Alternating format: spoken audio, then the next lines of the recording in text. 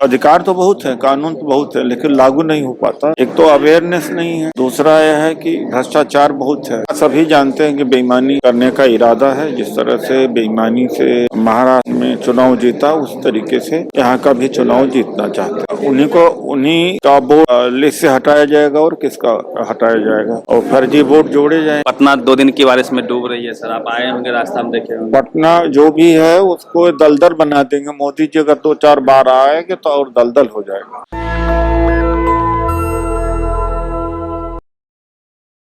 क्या कहेंगे, चुनाव है इस बार, इतनी तैयारी कांग्रेस की? देखिए, आप देख रहे हो, असंगठित कामगार कर्मचारी कांग्रेस बिहार को मजबूत करने आए हैं। इस देश के अंदर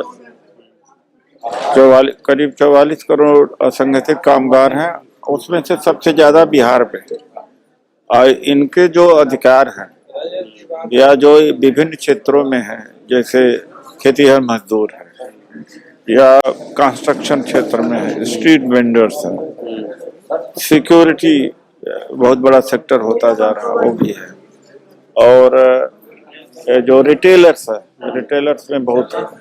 और घर में जो काम करते हैं, सफाई कर्मचारी हैं, प्लम्बर हैं, इलेक्ट्रीशियन है, कारपेंटर है, मिनिमम वेजेज इनको कितना मिलना चाहिए वो नहीं मिल पाता है।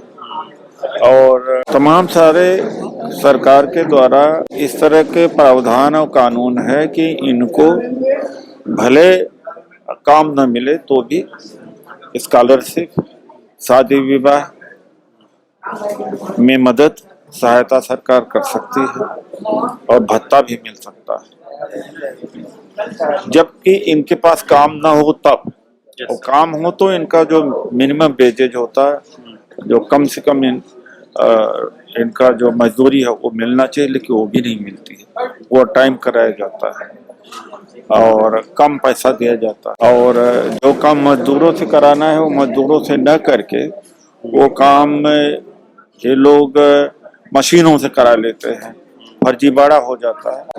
तो उन्हीं सब चीजों को लेकर के अभी कार्यकर्ताओं के साथ बैठक हुई थी और हर जिले में गठन होगा और ब्लॉक स्तर पर हमारे संगठन पहुंचेगा, जाएगा।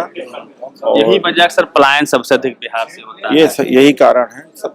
अगर कांग्रेस सरकार जब केंद्र में थी, उसके बनाए गए 5-7 जो अधिकार रहे, चाहे राइट टू फूड है या मनरेगा है, building and construction welfare board है, सोशल सिक्योरिटी एक्ट है, लेबर कोड है, ये सब अगर लागू हो जाए तो बिहार से पलायन रुक जाएगा।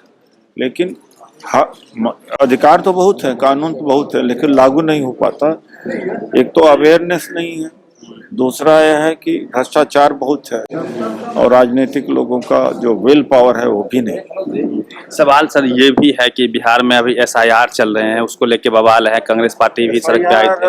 का सभी जानते हैं कि बेईमानी करने का इरादा है। जिस तरह से बेईमानी से महाराष्ट्र में चुनाव जीता, उस तरीके से यहाँ का भी चुनाव जीतना चाहते हैं। तो क्या लगता है, क्या दलित पिछले टारगेट में है बीजेपी के? उन्हीं का वोट लिस्ट से हटाया जाएगा और किसका हटाया जाएगा, और फर्जी वोट जोड़े जाएंगे। जो बड़े चेहरे हैं दलित समाज के, बिहार से नेता हैं, चिराग पासवान जी हो, जीतन राम मांझी हो, वो उनके तरफ है, कुछ बयान नहीं दे रहे हैं इस पे। सब समाज को अवेयर करना चाहिए, वरना जो संविधान खत्म करने वाले हैं उनका वो साथ में है। तो जो खास तौर से महिला हैं, दलित हैं, पिछड़े हैं, ऐसे लोगों से सावधान रहना चाहिए कि ये मनवादी शक्तियों के साथ में है और संविधान खत्म करने वालों के साथ में है, इनका साथ न दें। मोदी जी लगातार 3 बार बिहार आए 1 महीने में। उन्होंने कहा पटना को पुणे बना देंगे, मोतिहारी को मुंबई बना देंगे। पटना 2 दिन की बारिश में डूब रही है सर, आप आए होंगे, रास्ता में देखे होंगे। पटना जो भी है उसको दलदल बना देंगे। मोदी जी अगर 2-4 बार आएंगे तो और दलदल हो जाएगा। इस बार चुनाव में कांग्रेस काफी एक्टिव दिख रही है सर, बिल्कुल पहले जैसा कांग्रेस अब नहीं है, ये तो आप मानते ही होंगे। तो इस बार कांग्रेस की क्या स्ट्रेटजी है? कांग्रेस की स्ट्रेटजी यही है, हमें मजदूरों को, हर डिपार्टमेंट को मजबूत करना। जब डिपार्टमेंट मजबूत है, संगठन मजबूत होगा उसका असर चुनाव में पड़ेगा। आउटसोर्सिंग कर दिया गया सर बिहार में भी, वेल्ट्रॉन की बहाली हुई 10,000 आउटसोर्सिंग के तहत हुआ, उसमें आरक्षण है नहीं। उसमें होना चाहिए, और जब आउटसोर्सिंग होता है सरकार का पैसा होता है उसमें आउटसोर्स, जब भी तो राहुल गांधी जी प्राइवेट सेक्टर में रिजर्वेशन की बात उठा रहे हैं, और प्राइवेट सेक्टर में भी रिजर्वेशन होना चाहिए। तो उदित राज जी से हम बात कर रहे थे, पूरी बातचीत पे आप प्रतिक्रिया दीजिए। रवि मेहता, नेशनल दस्तक, पटना। नेशनल दस्तक की आपसे गुजारिश है कि अगर इसको बचाना चाहते हैं तो नेशनल दस्तक को सब्सक्राइब करने के लिए रेड कलर के सब्सक्राइब बटन को दबाएं, फिर बेल आइकन की घंटी दबाएं। नेशनल दस्तक को बचाने के लिए बहुत जरूरी है कि हर खबर को शेयर करें, लाइक करें, कमेंट जरूर करें।